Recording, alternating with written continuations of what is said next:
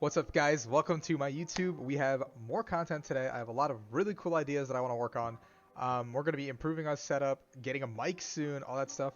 But today, all we're going to talk about is my Limitless Major run. So if you didn't know, Limitless Major has 4 majors and a bunch of weekly minors that do end up adding up to their invitational, which everyone needs to get a certain amount of points to qualify for. I am not even close. I've been taking a little bit of a break from Pokemon, but I'm back. But I played in an expanded tournament thanks to my friend Nico Alabas. He gave me the list. So without further ado, let's get into it and how I did and the mistakes that I made. So let's switch over here. So here we are. Here's the list. Let me figure out camera real quick. There we go. All right, so let's look at the list in depth. So it was expanded, which is interesting, right? We haven't had expanded in a while, but Lusamine and Wally came back. Now what does that mean for us? Lusamine and Wally coming back meant that there was a lot of wall stall. There was a lot of really degenerate decks that honestly did really well. I think Grant Manley just won the tournament today, maybe yesterday with it. So let's go into what I played and why I think it was good. Turbodark, good deck. A lot of good matchups, a lot of good things across the board. 2 Crobats. It's the replacement for Shaman in the deck now. You just can't go as ham as possible, but you do get another target to Dark Patch onto, to Max Elixir onto. It doesn't feel as bad. Darkrai-EX is the pivotal switching card that lets you move back and forth throughout the deck. Very good card. 2 Darkrai-GX lets you accelerate energies into play, and Dedenne-GX is one of the best GX attacks in the game, especially when you just get to take a 3-prize beater or a big threat out immediately. Greninja Zoroark-GX. Now, I would love to have 2 of this card, but for the time being, we only have 1, even though Dark Pulse does give you near infinite damage to take out any threat in the game. So Guzzlord is a little bit of an interesting card. This one is with Red Banquet for 2 darks and 2 colorless, 120. If your opponent's Pokemon is knocked out by damage from this attack, take 1 more prize card. Now, in the grand context of things, that doesn't seem amazing, but against decks like Night March, Mad Party, and a lot of the stall decks, this is really what ends up winning you that matchup, because against stall and stuff like that, you don't honestly have all the time in the world. So taking that 1 extra prize card, maybe once, maybe twice, can make the world of difference. And on that same token, Guzzlord-GX, a card that a lot of people were not playing this weekend, was the MVP in the Turbodark mirrors that I played against. Glutton-GX says if this Pokemon is knocked out by damage from its attack, take 2 more prize cards. So I would use Marshadow-GX to copy Glutton and take 4 prizes on a Dedenne or a Crobat, which, let's face it, almost every deck in Expanded does play. So you can end the game in 2 simple knockouts, which is invaluable. Now there's a 2-2 Weavile-GX line. Weavile-GX serves a dual purpose. Shadow Connection is an insane ability that lets you kind of just vomit energies onto your board, and then eventually you can decide which direction you want to take, but you don't have to until, you know, that really presents itself. Like, you can just vomit them onto the board and go from there. But also against decks like Vileplume that don't let basics hit into it, you have him to attack with Claw Slash as well. Now, Clefairy is a niche card that you use for Metronome. It's simply really good against the Tina Chomp deck as well as the ADP deck. So if any deck goes into ADP on turn 1 and you went first or second even, you can try to set up Clefairy to use Metronome to copy ADP-GX's attack and attack back into it and set up your board as well at the same time. A little bit of a cheeky thing I did do against ADP this weekend, so it was very nice. Marshadow-GX lets you copy anybody in the discard pile, so pretty much you have a plethora of attacks to use. Glutton-GX was the thing I used the most, and secondary after that was Greninja and Zoroark-GX's attack as well. Then we have 2 Dedenne, more draw, obviously. Let's get into some of the trainers. Some of these are fairly obvious, I know, so nothing crazy. 12 darks, you want to hit darks, we want energy, damage is where it comes from. Battle Compressor lets us get our supporters into the discard, lets us thin our deck, gets Darkrai-GX into there, very crucial. Other pieces for Marshadow-GX as well. 2 Cherish Ball, we have a lot of Cherish Ballable targets, Weavile, Guzzlord, like pretty much everything in our deck except for this guy. And that's really the only important one, right? That's that one and this one are the only 2, Crobat and Darkrai. Everything else can be Cherish Ballable. So very good additional search card. 4 Dark Patch, 4 Max Elixir. Both of these cards are staples in almost every Turbodark deck. Gives us 8 outs to get more energy onto the board. Dowsing Machine lets us just kind of reuse what we need to use.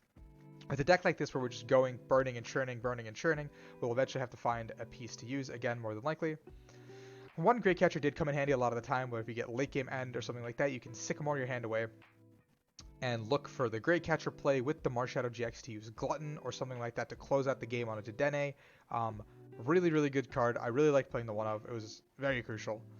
2 Hypnotoxic Lasers gives you the outs to dead end. Also 10 damage can sway some math across the line. I don't know exactly what math, but it does beat something like a Fighting Fury Belt for the time being. We already covered these. 4 Quick Ball and 1 Ultra Ball, giving us a 7 ball split across the board to basically get everything in the deck that we need. 4 VS Seeker, our pivotal card to get pretty much any of the supporters that we pitch with Compressor, etc. 2 Sky Field. Now, I will say a lot of the games I did lose is because I could not find a Sky Field early enough or at crucial moments once my stadium was bumped, but Sky Field is the MVP of the deck because your bench does fill up very, very quickly, especially in a format like Expanded, where you have all these support Pokemon that let you draw cards, move energy around. Your bench does fill up quickly, and you want to use Darkrai-GX and stuff like that.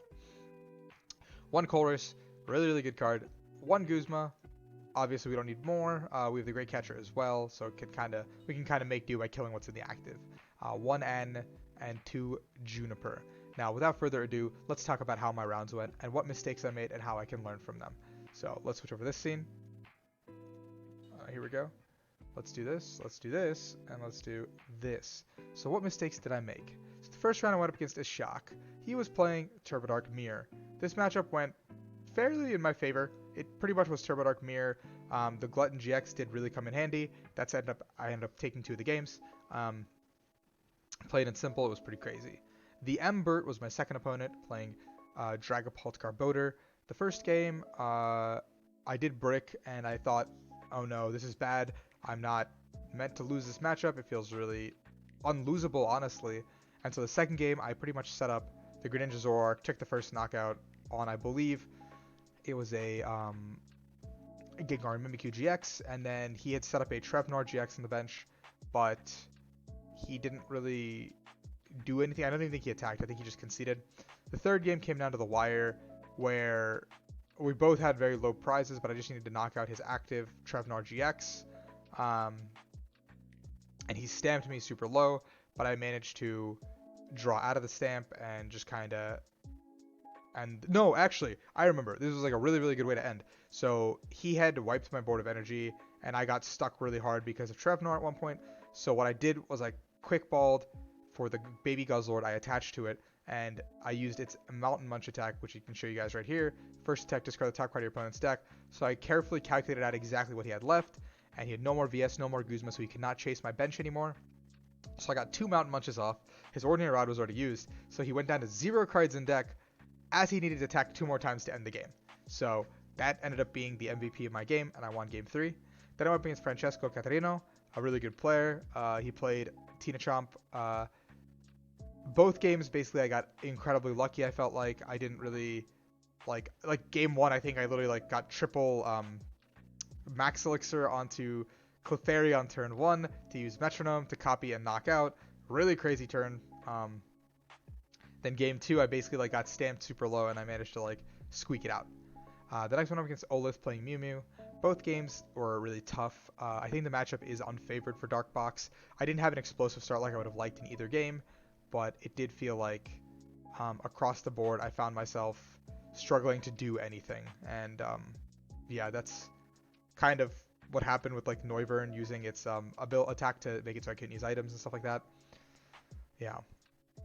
Next, I went up against, I forgot what Wind was playing, but I believe it was Weird. He was playing, oh yeah, Trevnor Garbodor. So this matchup went similar to how the other one went with the Trash Lunch Garbodor. And it was really, really favored, actually. Actually, I think I mixed up the 2 rounds. The first one was just a clean sweep. This one was where the baby Guzzlord came into handy, actually. Yeah, especially with the Garbotoxin shutting off my ability to keep going. So that game was super, super close one against Wind. Then I went up against the legend, Tord Reklev. So how did that pan out? The first game, I did what I had to do. Basically, beat up Pikarom. Second game, I was breaking pretty bad. I missed an attack on a crucial turn that would have kept me in the game. So I conceded and we moved to the third one. And the third one, I went ahead and brought up his Marshadow-GX with Great Catcher, Sycamore, and I needed to find a Sky Field, really, to set up my board, get another attacker into play. And that didn't happen. So I killed the Marshadow-GX. I knew he had Stamp, or N, I guess, in this situation. So he got the N, and I knew his play was to use Vikavolt. GX to use basically Quaking Punch on me and knock out my active Greninja, or Greninja Zoroark, sorry. And what ended up happening is, at that point, I could not find the pieces I needed after I got N to low. I needed I needed any supporter, an attacker really. I literally needed a top deck Marshadow, I think, and I would have had game. I needed a top deck,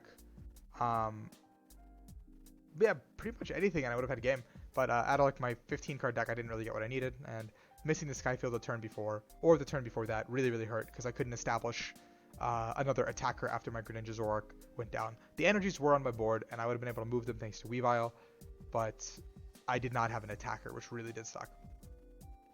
The next round I went against Nicholas P, playing Greninja Zoroark, Tag Team Mirror, DarkBox. The games basically came down to me using Glutton with Marshadow, and I pretty much was laughing all the way to the bank, basically, in the mirror match. Guzzlord-GX, really good for the mirror in that tandem. Couldn't complain whatsoever about how the match went. Then, my all-important win in round. I go up against Carapon, playing straight Zacian. The first game was an utter and terrible brick, and I think his first Intrepid Sword, he hit 2 metals, and I was sitting here like, I can't do anything about that. I can't do anything. So we started trading back and forth, and he got the first swing on the trades, so I ended up losing the trade where we were swinging back and forth at each other. It was really unfortunate. The second game, I made a pretty egregious misplay where I had set up the game state so his Oricorio was in the active, and I had planned on using Marshadow to copy Glutton, take 3 prizes, and I initiate the trade this time as well. So now we're trading 2 for 2, but I'm already up to 3. So I've taken the first knockout on a single prizer, but I've made it a 3 prize knockout in turn, which should put me ahead, right? I should have just used the baby Guzzlord instead of using the GX because Oricorio had resistance, and I made that attack with 5 energy committed. He retreated into the Zacian, knocked me out, and I conceded the game. I had lost the game at that point. My board was effectively devoid of energy besides 2. Whatever play I could make was going to be rough from here on out. I exhausted most of my hand trying to make that play, knowing I would get 3 prize cards, but I definitely screwed up. That was a pretty bad misplay. But it's been a while since I played Expanded. I had a lot of fun. I can't wait to play some more tournaments. Battle Styles is out this upcoming week. I will be streaming it. Come hang out. We'll do some content. We'll have fun together. If you enjoyed this video, please consider subscribing, hitting that like button. Those all help me a lot. For everyone who's been sticking around with me from the beginning, thank you so much. And for everyone coming along now to join the ride, welcome. We're going to have a fun time here at Rahul's channel. Peace, guys. Until I make my next video.